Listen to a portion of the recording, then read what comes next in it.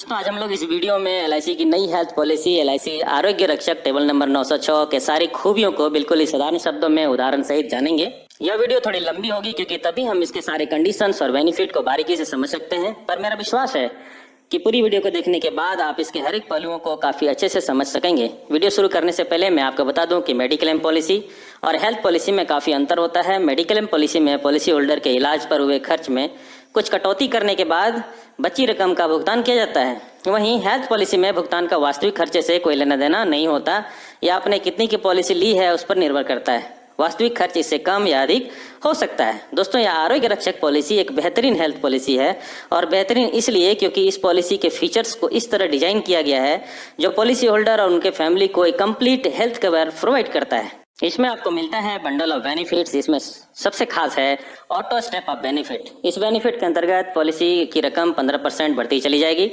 Premium waiver benefit, इसके तहत policy premium को 1 वर्ष के लिए माफ कर दिया जाएगा। क्विक कैश बेनिफिट, सर्जरी के केस में 50% रकम का भुगतान तुरंत कर दिया जाएगा। Auto health cover, principal insured की मृत्यु होने पर बाकी इंश्योर्ड मेंबर्स की पॉलिसी स्वतः चलेगी, कोई भी प्रीमियम पे नहीं करना होगा। इसके अलावा आपको मिलेगा major surgical benefit, ambulance benefit, day care procedure benefit, medical management benefit, other surgical benefit, health checkup benefit और नो क्लेम बोनस। आइए सबसे पहले हम लोग इस पॉलिसी की कुछ बेसिक कंडीशंस को जान लेते हैं। इस पॉलिसी को प्रिंसिपल इंश्योर्ड यानी फैमिली के मुखिया अकेले या फिर अपने स्पाउस, पेरेंट्स और बच्चे के साथ भी ले सकते हैं। प्रिंसिपल इंश्योर्ड की उम्र 18 से 65 वर्ष तक की होनी चाहिए। उनके स्पाउस या पेरेंट्स की भी उम्र 18 से 65 वर्ष की, और बच्चे की उम्र 91 डेज से 20 वर्ष तक की होनी चाहिए। पॉलिसी का कवर प्रिंसिपल इंश्योर्ड के 80 वर्ष की उम्र तक, उनके स्पाउस और पेरेंट्स के भी 80 वर्ष की उम्र तक, और बच्चे के 25 वर्ष की उम्र तक रहेगा। पर प्रिंसिपल इंश्योर्ड की अगर डेथ हो जाती है तब इस पॉलिसी के प्रीमियम को बाकी सभी इंश्योर्ड मेंबर्स के लिए माफ कर दिया जाएगा। यानी अब बचे सभी इंश्योर्ड मेंबर्स को कोई भी प्रीमियम पे नहीं करना है और पॉलिसी चलती रहेगी। यह प्रीमियम माफी स्पाउस और पेरेंट्स के नेक्स्ट 15 वर्ष का प्रीमियम या उनके 70 वर्ष की उम्र जो पहले आए लागू रहेगा। वहीं बच्चे को यह प्रीमियम में छूट उसके 25 वर्ष की उम्र तक मिलेगा। आईडीवी, इनिशियल डेली बेनिफिट, यानी जितने की पॉलिसी आप ले सकते हैं वह प्रिंसिपल इंश्योर्ड के लिए कम से कम 2,500 रुपये से लेकर 10,000 रुपये, स्पाउस और पेरेंट्स के लिए प्रिंसिपल इंश्योर्ड के द्वारा ली गई डेली बेनिफिट की राशि के बराबर या कम होनी चाहिए। वहीं बच्चे के लिए भी यह IDV, initial daily benefit, principal insured की राशि के बराबर या कम होगा। उदाहरण के लिए माना प्रिंसिपल इंश्योर्ड 5,000 रुपये के इनिशियल डेली बेनिफिट का चुनाव करते हैं, तब उनके स्पाउस, पेरेंट्स और बच्चे के लिए यह आईडीवी 5,000 या उससे कम होगी। पॉलिसी में 90 दिन का जनरल वेटिंग पीरियड होगा, यानी पॉलिसी लेने के पहले 90 दिनों तक कवरेज नहीं मिलेगा। और 24 मेजर क्रिटिकल डिजीज में स्पेसिफिक वेटिंग पीरियड 2 वर्षों का होगा, पर यह वेटिंग पीरियड एक्सीडेंटल केस में लागू नहीं होगा। यानी पॉलिसी होल्डर अगर एक्सीडेंट के बाद हॉस्पिटल में भर्ती होते हैं तो यह वेटिंग पीरियड का कंडीशन लागू नहीं रहेगा। अब आइए इस पॉलिसी के 3 खास बेनिफिट्स को पहले समझ लेते हैं, क्योंकि इसको समझने के बाद ही पॉलिसी को आगे समझने में आसानी होगी। इसमें जो पहली है वह है आईडीवी, इनिशियल डेली बेनिफिट, यानी जितने अमाउंट की आप पॉलिसी लेते हैं या 2,500 से 10,000 रुपए के बीच की कोई भी रकम हो सकती है। अब इस आईडीवी के ऊपर 2 तरह के बेनिफिट्स मिलेंगे। पहली बेनिफिट जो मिलेगा वह है ऑटो स्टेप अप बेनिफिट। यह आईडीबी का 15% होगा जो प्रत्येक 3 वर्ष में एक बार मिलेगा, और यह आईडीबी के 1.5 गुना हो जाने तक मिलेगा। और दूसरा बेनिफिट जो मिलेगा वह है नो क्लेम बोनस बेनिफिट। अगर पॉलिसी में लगातार 3 वर्षों तक कोई क्लेम नहीं लिया गया हो तो आईडीबी का 5% नो क्लेम बोनस दिया जाएगा। यह 5% bonus, no claim bonus policy के प्रत्येक 3 वर्षों में एक बार दिया जाएगा और इसकी कोई अपर लिमिट नहीं होगी। अब यह IDB plus 15% auto step up benefit plus 5% no claim bonus मिलाकर जो भी अमाउंट होगा वह एडीबी, एप्लीकेबल डेली बेनिफिट कहा जाएगा, और इसे ही हॉस्पिटल कैश बेनिफिट भी कहते हैं। आइए अब इसे एक उदाहरण से समझते हैं। मानो मिस्टर राहुल 3,000 रुपये आईडीवी, इनिशियल डेली बेनिफिट की एक पॉलिसी लेते हैं। पहले 3 वर्षों तक मिस्टर राहुल का एडीवी, एप्लीकेबल डेली बेनिफिट 3,000 रुपये होगा, पर चौथे वर्ष इसमें 15% auto step up benefit add होगा, और अब यह एडीवी 3,000 प्लस 450 3,450 हो जाएगा। और अगर तब तक इस पॉलिसी में कोई क्लेम नहीं लिया गया हो तो मिस्टर राहुल को आईडीबी का 5% नो क्लेम बोनस भी दिया जाएगा, और अब इनका एडीबी 3,450 प्लस 150 3,600 रुपया हो जाएगा, जो अगले 3 वर्षों के लिए यही रकम रहेगा। अभी हम लोगों ने देखा कि आईडीबी इनिशियल डेली बेनिफिट क्या होता है और एडीबी एप्लीकेबल डेली बेनिफिट क्या होता है। अब आइए हॉस्पिटल कैश बेनिफिट को समझते हैं। पॉलिसी होल्डर के नॉन आईसीयू में एडमिट होने पे ADB applicable daily benefit payable होगा और आईसीयू में एडमिट होने पे एडीबी की दोगुनी रकम पे की जाएगी। इसमें कंडीशन ये है कि पॉलिसी के प्रथम वर्ष में मैक्सिमम 30 दिनों का एडीबी और दूसरे तथा उसके बाद वाले पॉलिसी ईयर में अगर पॉलिसी होल्डर हॉस्पिटलाइज होते हैं तो मैक्सिमम 90 दिनों का एडीबी एक पॉलिसी ईयर में पे किया जाएगा और पूरे पॉलिसी टर्म में अधिकतम 900 दिनों का एडीबी हॉस्पिटल कैश बेनिफिट के रूप में पेबल होगा।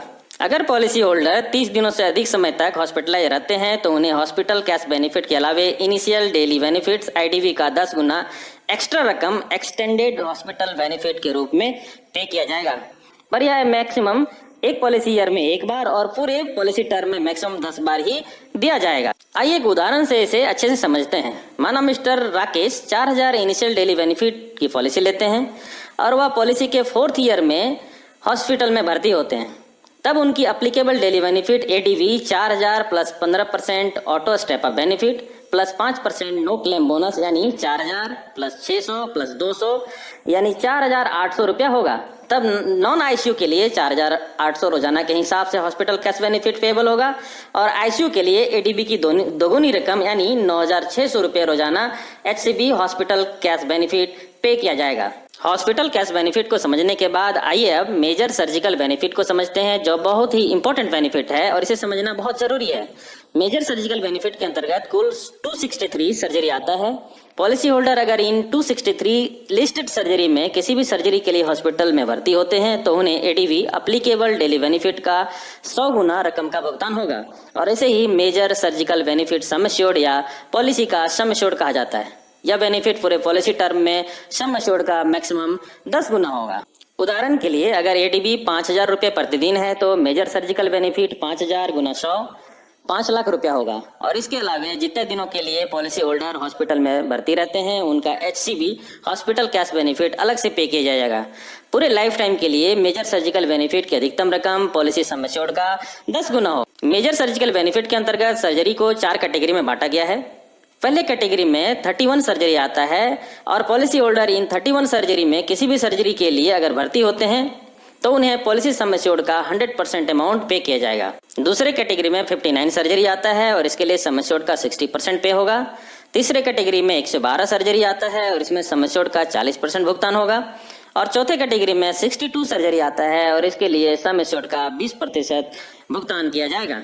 मेजर सर्जिकल बेनिफिट के अंतर्गत आने वाली 263 सर्जरी को का लिस्ट मैंने डिस्क्रिप्शन में प्रोवाइड कर दिया गया है, वहां पे आप जाकर इसकी डिटेल देख सकते हैं। पॉलिसी होल्डर अगर पॉलिसी लेने के बाद कैटेगरी 1 या 2 सर्जरी में आने वाले सर्जरी में किसी भी सर्जरी के लिए अगर हॉस्पिटल में भर्ती होते हैं तो उनके बाकी इंश्योर्ड मेंबर्स के नेक्स्ट 1 ईयर का प्रीमियम माफ कर दिया जाएगा और इसे ही इस पॉलिसी में प्रीमियम वेवर बेनिफिट कहा जाता है।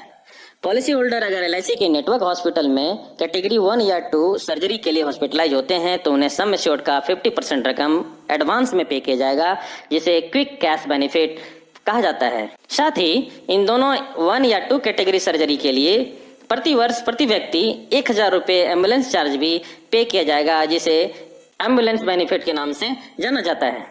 कुछ छोटी मोटी सर्जरी ऐसी भी होती है जिसे आप करवाकर सेम डे घर वापस लौट सकते हैं और इसे day care procedure benefit DCP भी कहा जाता है।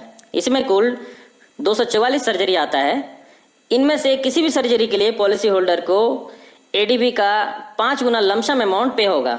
अधिकतम एक पॉलिसी ईयर में 3 बार और पूरे लाइफ टाइम 30 बार या डीसीपीबी बेनिफिट लिया जा सकता है। अगर कोई सर्जरी जो मेजर सर्जिकल बेनिफिट और डेली केयर प्रोसीजर बेनिफिट दोनों में से किसी भी कैटेगरी में नहीं आएगा तो इसे अदर सर्जिकल बेनिफिट कहा जाएगा और इसके लिए हॉस्पिटलाइज होने पर एडीबी का एप्लीकेबल डेली बेनिफिट का 2.5 गुना पे किया जाएगा।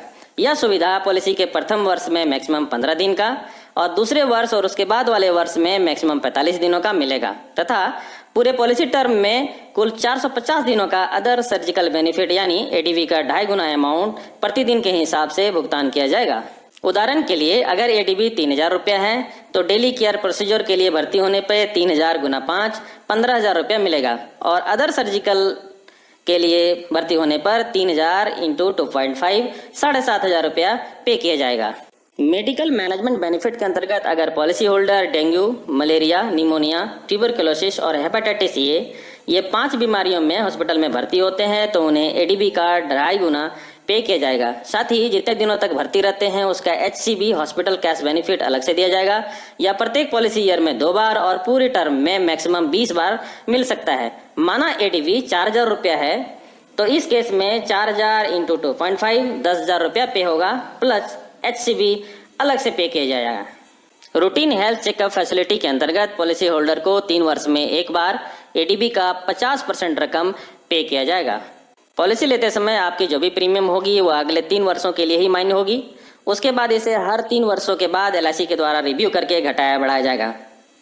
अगर आप इस पॉलिसी के प्रीमियम को जानना चाहते हैं तो इसके लिए मैंने वीडियो के डिस्क्रिप्शन में प्रीमियम कैलकुलेटर का लिंक प्रोवाइड कर दिया है, जहां जाकर आप अपना प्रीमियम चेक कर सकते हैं। दोस्तों, उम्मीद है आप आरोग्य रक्षक पॉलिसी के लगभग सभी खूबियों को बारीकी से समझ पाए। वीडियो को लाइक करके हमारे इस प्रयास को जरूर सराहें तथा अपने जानने वालों के बीच इसे जरूर शेयर कर दें। और अगर आप अभी तक हमारे इस चैनल को सब्सक्राइब नहीं किए हैं तो सब्सक्राइब करके बगल के नोटिफिकेशन बेल को दबाना ना भूलें, क्योंकि इस तरह के और भी वीडियो मैं आपके लिए लाता रहता हूँ। समय देने के लिए आपका बहुत बहुत धन्यवाद।